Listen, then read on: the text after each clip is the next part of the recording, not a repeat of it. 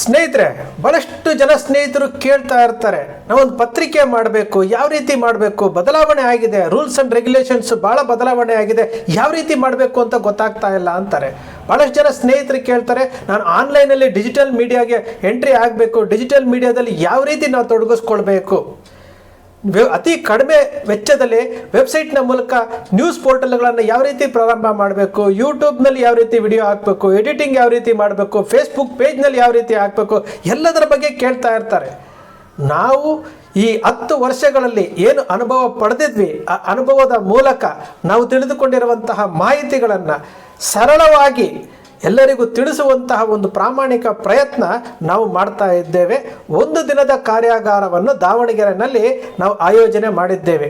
ನಾವಿದರಲ್ಲಿ ಸರಳವಾಗಿ, ಯಾವುದೇ ಕಗ್ಗಂಟಿಲ್ಲದೆ ಸರಳವಾಗಿ ನಿಮಗೆ ಕಡಿಮೆ ದರದಲ್ಲಿ ಆ ವೆಬ್ಸೈಟ್ ಮೂಲಕ ನ್ಯೂಸ್ ಪೋರ್ಟಲ್, ಆ ವೆಬ್ಸೈಟ್ನಲ್ಲಿ ಯಾವ್ಯಾವ ರೀತಿ ನಾವು ಸುದ್ದಿಗಳನ್ನು ಹಾಕಬೇಕು, ಪ್ರಿಯಾರಿಟಿ ವೈಸ್ ಹಾಕಬೇಕು, ಜಗತ್ತಿನಾದ್ಯಂತ ನಡೀತಾ ಇರುವಂಥ ತಾಜಾ ಸುದ್ದಿಗಳನ್ನು ಯಾವ ರೀತಿ ಅಳವಡಿಸ್ಕೊಳ್ಬೇಕು, ಏನ ಟೂಲ್ಗಳನ್ನು ಯಾವ ರೀತಿ ಬಳಸ್ಕೊಳ್ಬೇಕು, ಅದರ ಒಳಗಡೆಗೆ ಸಂಬಂಧಪಟ್ಟಂತಹ ಸುದ್ದಿಗಳ ವಿಡಿಯೋಗಳನ್ನು ಯಾವ ರೀತಿ ನಾವು ಲಿಂಕ್ ಮಾಡಬೇಕು, ಯಾವ ರೀತಿ ಅಪ್ಲೋಡ್ ಮಾಡಬೇಕು, ಯಾವ ರೀತಿ ನಾವು ಆಡ್ಸೆನ್ಸ್ ಮೂಲಕ ನಾವು ಸುದ್ದಿಗಳು ಹಾಕ್ತಾ ಇದ್ರೆ ವೆಬ್ಸೈಟ್ನಲ್ಲಿ, ನ್ಯೂಸ್ ಪೋರ್ಟ್ನಲ್ಲಿ, ಅದು ಗೂಗಲ್ನವರು ಆಡ್ಸೆನ್ಸ್ನವರು ನಿಮಗೆ ರೆವಿನ್ಯೂ ಕೊಡ್ತಾರೆ, ಯಾವ ರೀತಿ ರೆವಿನ್ಯೂ ಬರುತ್ತೆ. ಅದಾದ ನಂತರ ಆಫ್ಲೈನಲ್ಲಿ ಹೊರಗಡೆ ಯಾವ ರೀತಿ ನಾವು ಜಾಹೀರಾತುಗಳನ್ನು ಪಡಿಬೇಕು, ಆ ಜಾಹೀರಾತುಗಳನ್ನು ಎಲ್ಲೆಲ್ಲಿ ಅಳವಡಿಸ್ಕೊಳ್ಬೇಕು, ಎಲ್ಲದರ ವಿಚಾರ.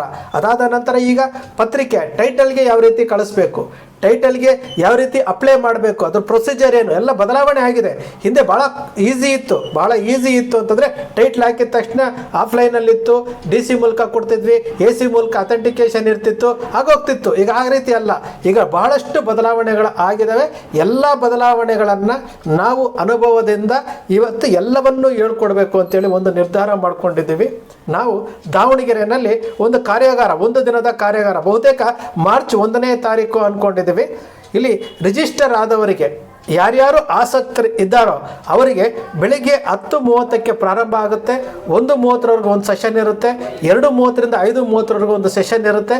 ಸರಳವಾಗಿ ನಿಮ್ಮ ಮುಂದೆ ಥಿಯರಿ ಮತ್ತು ಪ್ರಾಕ್ಟಿಕಲ್ ಆಗಿ ಎಲ್ಲವನ್ನೂ ಹೇಳಿಕೊಡುವಂಥದ್ದು, ನಮಗೆ ಗೊತ್ತಿರುವಂಥ, ನಾವು ಅನುಭವಿಸಿರುವಂತಹ ಎಡರು ತೊಡರುಗಳು ಅಂತ ಹೇಳ್ತೀವಲ್ಲ, ನಾವು ಎಲ್ಲೆಲ್ಲಿ ದಾರಿ ತಪ್ಪಿದ್ವಿ, ಎಲ್ಲಿ ಸರಿ ಹೋಯಿತು, ಎಲ್ಲದರ ಬಗ್ಗೆ ಮನವರಿಕೆ ಮಾಡಿಕೊಟ್ಟು ನಿಮಗೆ ಒಂದು ಒಳ್ಳೆಯದಾದಂತಹ ನ್ಯೂಸ್ ಪೋರ್ಟಲ್ ಯಾವ ರೀತಿ ನಡೆಸ್ಬೋದು, ಅದೇ ರೀತಿ ಆಫ್ಲೈನಲ್ಲಿ ನಾವು ಪತ್ರಿಕೆಯನ್ನು ಯಾವ ರೀತಿ ರಿಜಿಸ್ಟರ್ ಮಾಡ್ಕೊಳ್ಬೇಕು, ಎಲ್ಲದರ ಬಗ್ಗೆ, ಅದೇ ರೀತಿ ಯೂಟ್ಯೂಬ್ ಇರ್ಬೋದು, ಫೇಸ್ಬುಕ್ ಇರ್ಬೋದು, ಇನ್ಸ್ಟಾಗ್ರಾಮ್ ಇರ್ಬೋದು, ರೆವಿನ್ಯೂ ಎಲ್ಲೆಲ್ಲಿ ಬರುತ್ತೆ, ಪ್ರತಿಯೊಂದು ವಿಚಾರ. ಈಗ ತಮ್ಲೈನ್ಸು ಸುದ್ದಿ ಹಾಕ್ತೀವಿ, ಅದಕ್ಕೊಂದು ತಮ್ಲೈನ್ ಮಾಡಬೇಕು. ತಮ್ಲೈನ್ ಆಕರ್ಷಕವಾಗಿದ್ದರೆ ಮಾತ್ರ ನಿಮ್ಮ ಸುದ್ದಿಯನ್ನು ಜನ ನೋಡ್ತಾರೆ. ಇವತ್ತು ಡಿಜಿಟಲ್ ಯುಗ, ಜನರಿಗೆ ಆಕರ್ಷಣೆ ಮುಖ್ಯ. ಒಂದು ಸುದ್ದಿ ನೋಡಬೇಕು ಅಂತಂದರೆ, ಒಂದು ವಿಡಿಯೋ ನೋಡಬೇಕು ಅಂತಂದರೆ ತಮ್ಲೈನ್ ಮುಖ್ಯ. ಒಳಗಡೆ ಏನಿದೆಯೋ ಅದು ತಮ್ಲೈನ್ ಮೂಲಕ ಬರಬೇಕು. ಎಲ್ಲದರ ವಿಚಾರವನ್ನು ನಾವು ನಿಮಗೆ ತಿಳಿಸ್ಕೊಡ್ತಾ ಇದ್ವಿ.